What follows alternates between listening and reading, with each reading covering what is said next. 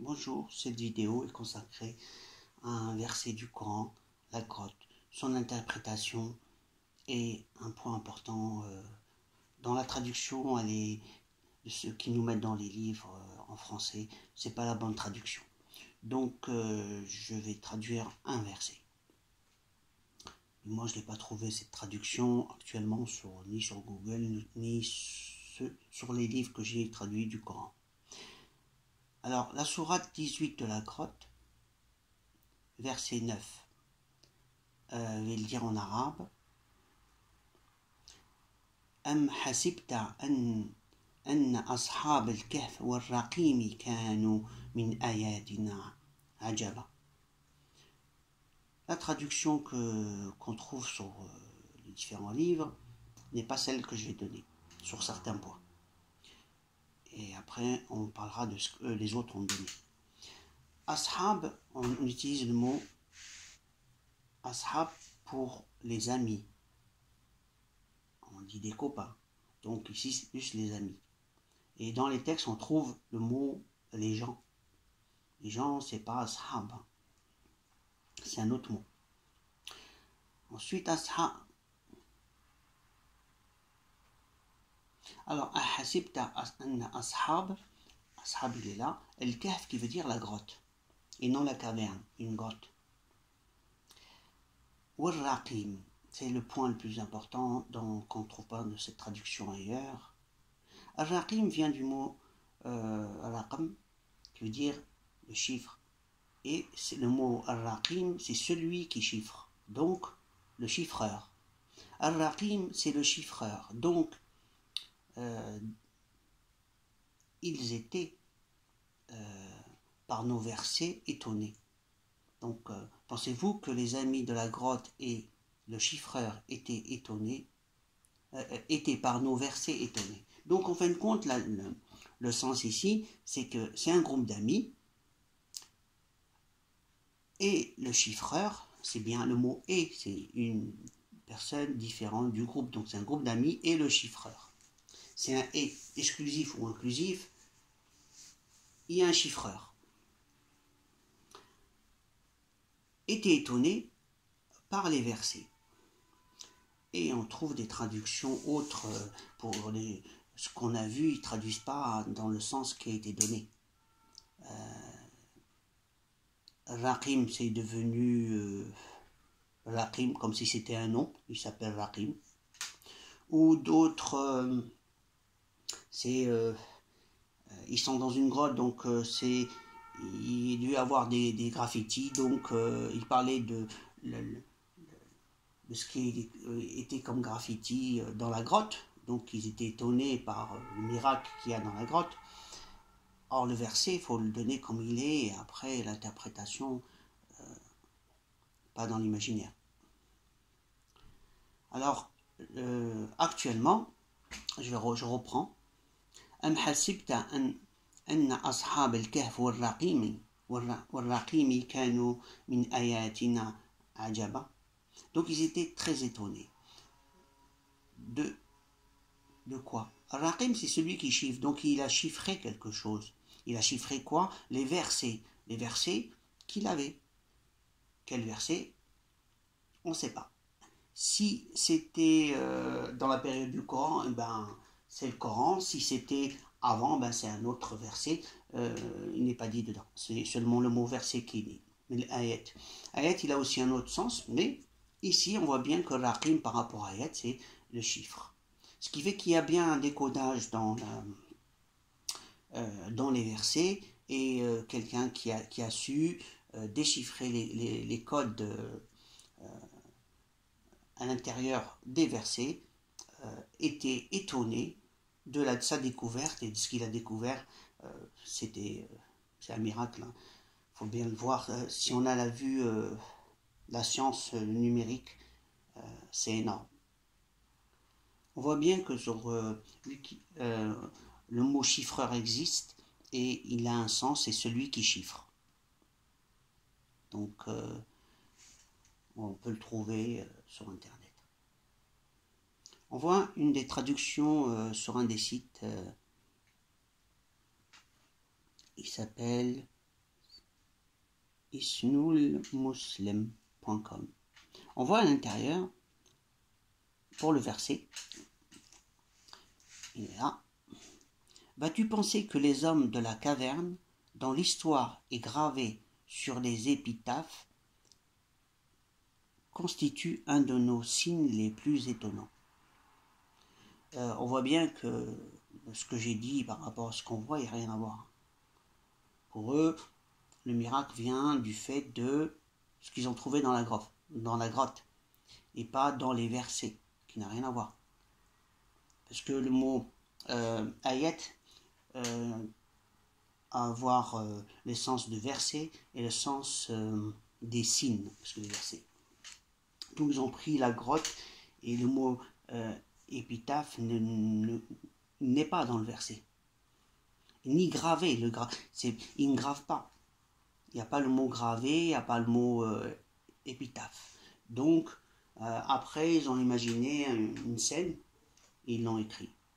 Je ne comprends pas comment ça se fait que les spécialistes de la traduction, ils laissent. On a tellement eu l'habitude de dire laisse qu'on laisse faire et on se retrouve avec des traductions vraiment erronées. Voilà. Or, on a des spécialistes dans le monde où ils pourraient s'unir et avoir de très belles traductions et conformes. Ici, c'est une autre traduction. Le site, il s'appelle coran-français.com. Et cette traduction, elle dit « Penses-tu que les gens de la caverne El-Raqim ont constitué une chose extraordinaire d'entrer nos prodigues » il a dû vouloir dire d'entre nos prodigues, peut-être. Bon.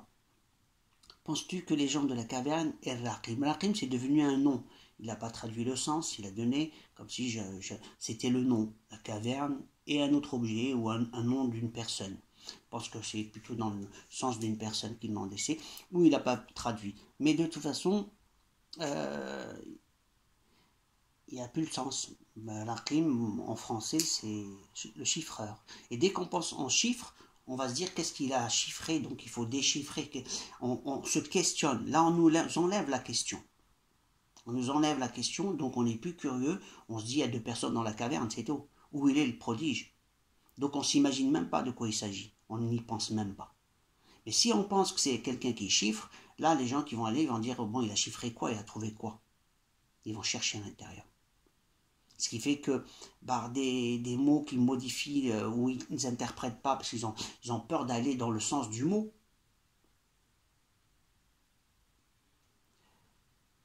Sincèrement, je me questionne pour certains, c'est quoi leur peur d'aller dans le sens de la phrase. Voilà. Et on voit ici, bon, il a bien donné ici en quoi il y a des prodigues. Par contre, là, il n'a pas mis, il a laissé en arabe.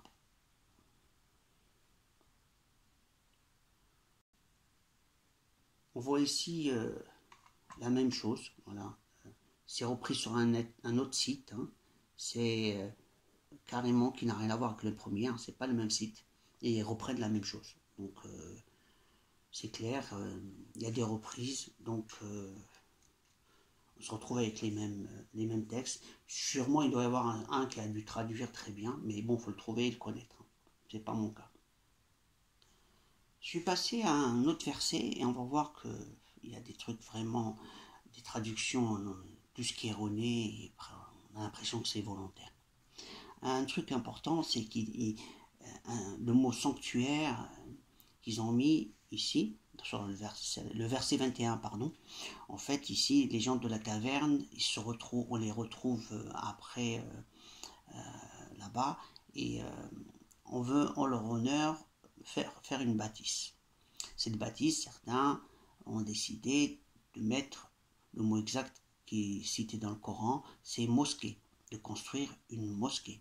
Ils l'ont traduit à la fin ici, un sanctuaire. Or, un sanctuaire n'est pas une mosquée. C'est pas le même terme. Et dans le Coran, c'est bien mosquée. La traduction donne Et pourquoi ils ont mis sanctuaire? Puisque pour eux, c'est une histoire passée, avant le Coran, donc ça ne peut pas être une mosquée, puisque les mosquées, c'est pour les musulmans, c'est la période, c'est pendant que c'est dans l'islam qu'on appelle mosquée. Donc mosquée, un sanctuaire, donc c'était avant. Donc ils ont changé le mot pour dire que c'était avant. Mais de quel droit? Dans le Coran, c'est écrit mosquée. Et je vais vous le montrer. Voilà en arabe, le verset 21, le kaf de la grotte. Ici, c'est écrit masjid. Et masjid veut dire mosquée. Donc les gens ont dit on va bâtir une mosquée. Et eux, et pour dire masjid, je vais vous montrer que masjid veut dire bien mosquée pour les francophones. Voilà, sur Google Traduction, masjid, c'est bien la mosquée, il ne dit pas sanctuaire.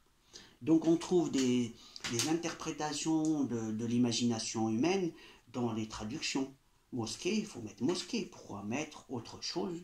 C'est pas un sanctuaire. Donc l'histoire elle-même, elle change et les gens après, ils s'imaginent que bon, c'est une histoire passée, c'est tout. Donc ils nous dessinent leurs imaginations, ce qui fait qu'on sort du contenu réel et les gens ils ne se posent pas ensuite les bonnes questions.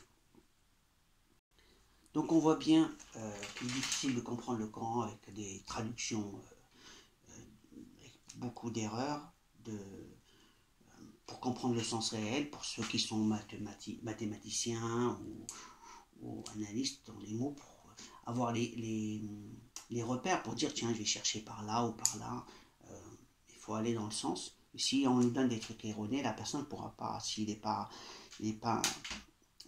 doué en arabe, il y aura plus de difficultés, c'est ce que je voulais dire. Qu'est-ce que je voulais dire d'autre? On voit bien que les traductions sur certains mots, c'est des mots-clés. Et ce qui fait qu'après le sens de la phrase, on a du mal à imaginer ce que ça veut dire. Je ne vais pas développer tout de suite ce que je vois encore. Mais la personne, Raqim, c'est quelqu'un qui a chiffré les versets. Il a trouvé des miracles à l'intérieur. Il a été vraiment étonné. Quand on est étonné, c'est quand c'est quelqu'un qui ne s'attend pas. On est étonné, c'est quand ce qu'il a vu, ça l'a étonné. Et c'est des gens qui ont témoigné de leur foi, de l'unicité de Dieu, et que, bon, la suite est dans le... Il faut lire la sourate el-Kahf, la 18 pour voir le contenu. Je voulais juste vous dire que le Coran est chiffré, et la sourate le dit, que les versets sont chiffrés. Et ici, parler de versets, en général, donc voilà, les versets sont chiffrés, et il avait compris que les versets étaient chiffrés. Je vous dis à la prochaine vidéo. Et mon objectif justement, c'est chercher ce système de chiffrement. Je vous remercie. À la prochaine vidéo. Alaykoum salam.